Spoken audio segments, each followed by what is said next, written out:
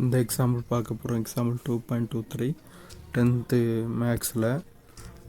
இதில் என்ன கொடுத்துருக்காங்கன்னா, பின்வரும் தொடர் வரிசைகள் கூட்டுத்தொடர் வரிசையா இல்லையா என்பதை காண்க அப்படின்னு கொடுத்துருக்காங்க. ஸோ நம்ம ஃபஸ்ட்டு என்ன பண்ணணும்னா, கூட்டுத்தொடர் வரிசைக்குன்னு ஒரு பொது வடிவம் இருக்குது. என்னென்னா, முதல் உறுப்பு ஏ கமா, இரண்டாம் உறுப்பு ஏ ப்ளஸ் டி கமா, மூன்றாம் உறுப்பு ஏ ப்ளஸ் 2d கமா, இப்படி நான்காம் உறுப்பு ஏ ப்ளஸ் 3d கமா, அதுக்கப்புறம் ஒவ்வொரு டியாக அடிஷனில் போயிட்டே இருக்கும். எக்ஸாம்பிளுக்கு நான் ஒரு கூட்டுத்தொடர் வரிசை சொல்கிறேன். 10 முதல் உறுப்புன்னு வச்சுக்கோங்க, இரண்டாம் உறுப்பு 13ன்னு வச்சுக்கோங்க. 13க்கு 10க்கு ஒன்று வித்தியாசம் 3. அந்த 3 அடுத்த வாட்டி கூட்டினா 16, அடுத்து 3 கூட்டினா 19, அடுத்து 3 கூட்டினா 22, அடுத்து 3 கூட்டினா 25. இப்படி ஒரு கூட்டுத்தொடர் வரிசை போய்கிட்டே இருக்கும், எட்ஸட்ரா டு n வரைக்கும். ஸோ நமக்கு இங்கே என்ன கொடுத்துருக்காங்கன்னா, x+2, 2x+3, 3x+4, எட்ஸட்ரா. இது ஒரு கூட்டுத்தொடர் வரிசையானு கண்டுபிடிக்கணும். ஸோ கூட்டுத்தொடர் வரிசையோட பொது வடிவப்படி a, a + d, a + 2d, et cetera. அப்போ இப்போ என்ன இருக்குன்னா, அதாவது இது மூலமாக நம்ம என்ன தெரிஞ்சுக்கலான்னா, d = அதாவது வித்தியாசம் d இருக்குல்ல, d = இரண்டாம் உறுப்பு a + d மைனஸ் முதல் உறுப்பு a. ஸோ இப்படி மைனஸ் பண்ணோன்னா ஏலேருந்து a போச்சுன்னா d கிடச்சிரும். d = இரண்டாம் உறுப்பு t2 மைனஸ் முதல் உறுப்பு t1. அதே இதுதான் மூன்றாம் உறுப்பு t3லேருந்து இரண்டாம் உறுப்பு t2 கழித்தாலும் கிடைக்கும். ஸோ சமமாக இருக்கும் அந்த வித்தியாசம். ஸோ இதை வச்சு நம்ம என்ன கண்டுபிடிக்கலாம்னா, இரண்டாம் உறுப்புக்கும் முதல் உறுப்புக்கும் உள்ள வித்தியாசம் என்னென்னு கண்டுபிடிக்கலாம்.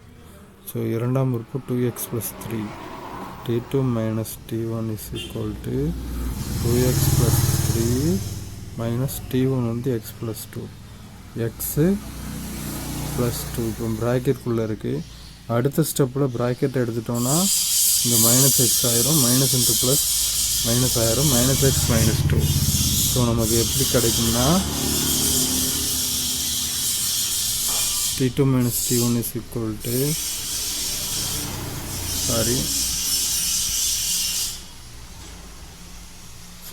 t2 மைனஸ் t1 2x+3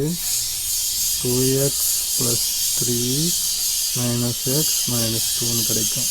2xலேருந்து எக்ஸை கழித்தா ஒரு எக்ஸ், 3லேருந்து 2 கழித்தா +1. ஸோ வித்தியாசம் d = t2 minus t1 x+1. இது t2 இரண்டாம் உறுப்புலேருந்து முதல் உறுப்பை கழித்தா கிடைக்குது. இப்போ மூன்றாம் உறுப்புலேருந்து இரண்டாம் உறுப்பை கழித்தா என்ன கிடைக்கும் கண்டுபிடிக்கணும். t3 மைனஸ் t2 t3 எவ்வளோ, 3x+4 minus 2x+3. So bracket எடுத்துட்டோம்னா -2x minus into plus 3, so -3. So 3xலேருந்து 2xை கழித்தா ஒரு எக்ஸு, ப்ளஸ் 4லேருந்து 3 கழித்தா 1. So x+1. So t3 minus t2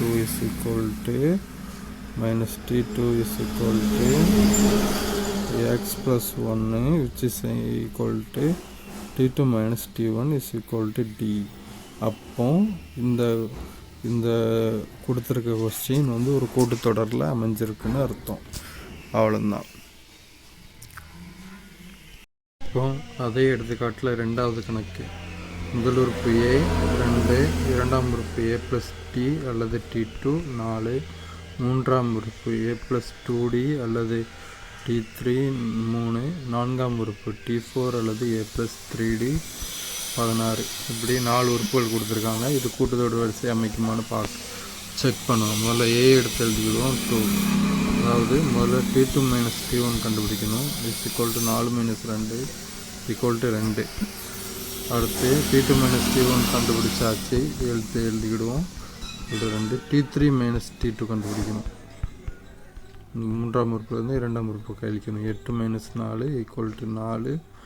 அப்போது இதுவும் இந்த 4ம் 2ம் சமம் இல்லை, நாட் ஈக்குவல். அப்படின்னா இது ஒரு கூட்டுத்தொடர் வரிசையை கண்டிப்பாக அமைக்காது அப்படின்னு எடுத்து எழுதிடணும். ஏன்னா இது கூட்டுத்தொடர் வரிசையோட முதல் பொது வடிவம் முதல் a comma a plus t comma a plus 2d comma a plus 3d comma etc. இங்கேருந்து இங்கே மைனஸ் பண்ணால் d கிடைக்கும், இங்கேருந்து இங்கே மைனஸ் பண்ணால் d கிடைக்கும். இங்கே வந்து மாறி மாறி கிடச்சிருக்கிறதுனால இது கூட்டுத்தொடர் வரிசை அல்ல.